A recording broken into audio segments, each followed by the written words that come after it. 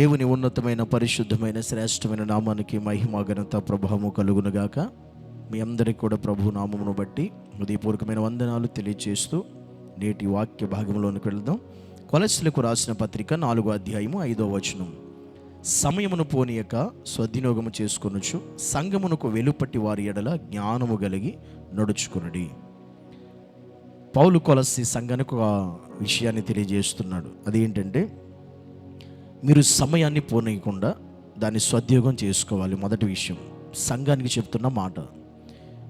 సంఘం అనేది ఎప్పుడు వారికి ఉన్న సమయాన్ని పోనీచుకోకూడదు, అనగా వ్యర్థం ఉన్న సమయాన్ని వ్యర్థం చేసుకోకూడదు. సంఘానికి దేవుడు ఏ సమయం అయితే ఇచ్చాడో ఆయనతో గడపడానికి, ఆయనతో సహవాసం చేయడానికి, ఆ సమయాన్ని వారు దుర్వినియోగం చేసుకోకూడదు, వ్యర్థం చేసుకోకూడదు, దాన్ని పోగొట్టుకోకూడదు. ఎందుకంటే ఎవరైనా దేవుని సంఘంలో ఒక కార్యక్రమం ఉందన్నా, ఒక ప్రార్థన కూడిక ఉందన్నా, చాలామంది వారికి రావాలనిపిస్తే వస్తారు, లేకపోతే మానేయాలనిపిస్తే మానేస్తూ ఉంటారు చాలామంది. నిజంగా సంఘంలో ఉన్నటువంటి వారు దేవుడు మీకు ఇచ్చిన సమయాన్ని సద్వినియోగం చేసుకోవాలి, కానీ ఆ సమయాన్ని దుర్వినియోగం చేసుకునే స్థితిలో ఎవరు ఉండకూడదు. నేటి కాలంలో సంఘాల్లో చాలామంది అలాగే ఉన్నారు. ఏదో ఒక వారానికి ఒక్కసారి వెళితే సరిపోద్దులే సంఘానికి, ఆదివారం ఒక్కరోజు, మిగతా రోజులతో మనకు సంబంధం ఏంటి అని బ్రతికే వారు చాలామంది ఉన్నారు ఈరోజు. అలాంటి వారికి చెప్తున్నాడు పౌలు కొలస్సీ సంఘానికి, సంఘం సమయాన్ని పోనీయక దాన్ని సద్వినియోగం చేసుకొనొచ్చు. చాలా జాగ్రత్తగా సంఘం ఉండాలి. ఎందుకంటే వారికి దేవుడిచ్చిన సమయం అంతా దేవునిలో ఉండే ప్రయత్నం వారు చేయాలి. అంత మాత్రమే కాదు, సంఘానికి వెలుపట్టి వారి ఎడల జ్ఞానము కలిగి నడుచుకోవాలంటే సంఘం అంటే, సంఘానికి వచ్చేవారు, సంఘంలో ఉండేటువంటి వారు, సంఘంలో దేవుని వాక్యం చేత నడిపించబడేవారు, ఆత్మీయంగా కొనసాగించబడేవారు, సంఘం వెలుపట ఉన్న వారితో వారి ఎడల జ్ఞానం కలిగి నడుచుకోవాలి. ఎందుకంటే సంఘం వెలుపట ఉన్నవారు లోక సంబంధమైన ఆలోచనలతో మాట్లాడుతూ ఉంటారు కనుక, లోక సంబంధమైనటువంటి జ్ఞానాన్ని ఉపయోగిస్తారు కనుక, లోక సంబంధం విధానాలతో మనతో ముందుకు వెళతారు కనుక, అలాగే సంఘము వెలుపట ఉన్న వారితో జ్ఞానం కలిగి మెలగాలి, జ్ఞానం కలిగి నడుచుకోవాలి సంఘంలో ఉన్నటువంటి వారు.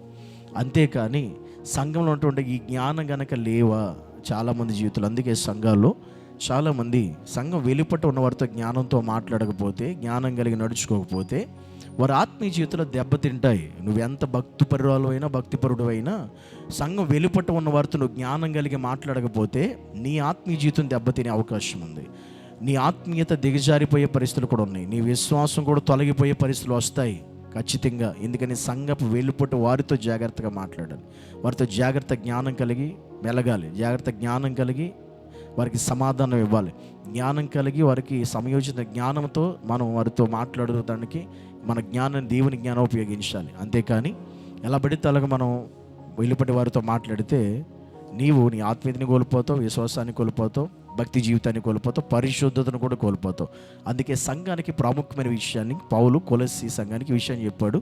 మీరు సమయం పోనీయొద్దు, దాన్ని సద్వినియోగం చేసుకోవాలి సంఘంలో. రెండవది, సంఘం వెలుపట్టి వారితో జ్ఞానం కలిగి నడుచుకోండి. ఈ రెండు విషయాల్లో సంఘం చాలా జాగ్రత్తగా ఉండాలని దేవుడు హెచ్చరిస్తున్నాడు, దేవుడు మాట్లాడుతున్నాడు. ఈ విషయాల్లో సంఘము, దేవుని నమ్మిన బిడ్డలు ప్రతి ఒక్కరు కూడా సరిచేయబడి, సరిదిద్దబడి, వాక్యానుసారంగా నడిపించబడే జ్ఞానము సంఘాలలో నడిపించబడే ప్రతి ఒక్క విశ్వాసకి దేవుడు అనుగ్రహించి సహాయం చేసి నడిపించునుగాక. ఆమేన్. పరిశుద్ధుడైన తండ్రి, నీకు వందనాలు, స్తోత్రాలు. నీ భక్తుడి ద్వారా నువ్వు మాట్లాడిన ప్రతి మాట మా జీవితంలో వాక్యం అనుదినము స్థిరపరచబడి, అనుదినము వాక్యానుసారంగా నడిచే యోగ్యత, భాగ్యము, కృపను మా అందరికీ మీరు దయచేసి సహాయం చేయమని, అట్టి జ్ఞానముతో నింపమని యేసు నామములో ప్రార్థిస్తున్నాము తండ్రి. ఆమేన్.